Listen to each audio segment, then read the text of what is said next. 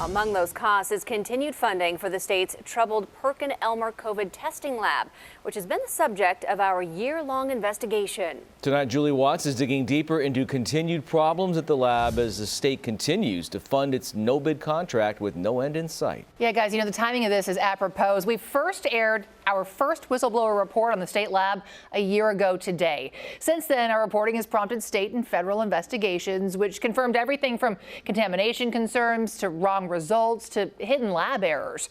Now, months later, records show the lab is still failing to fulfill its no-bid state contract. Well, it's been a complete fiasco. State Republican leader Scott Wilk was among the dissenting opinions as lawmakers voted on the latest budget bill.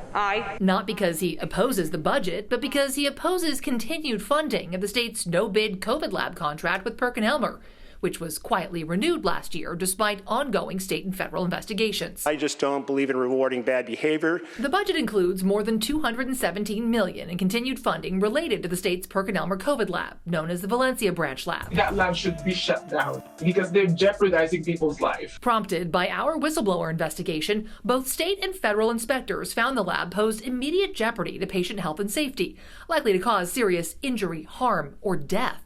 Yet the state waited nearly a year to disclose the findings, hiding the continued risk from the public.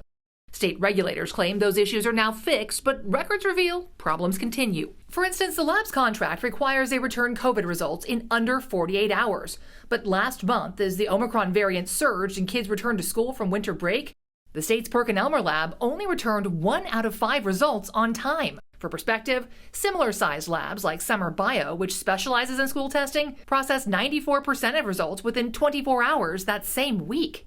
But maybe more concerning, tens of thousands of Californians didn't get their results during Omicron's peak until after their required quarantine period was over. I think we have really fallen down on the job in terms of what we should be doing in terms of oversight.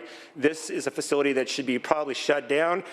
Now, the state tells us the recent delays in test results were due to a surge in testing, but the lab only processed around 50,000 tests a day. They're contracted to process 3 times that number. Wilk recently announced he is working on 2 pieces of legislation related to the lab and our investigation, and we'll have more on that in the coming days. So you'll stay on top of things for us, Julie. Thanks.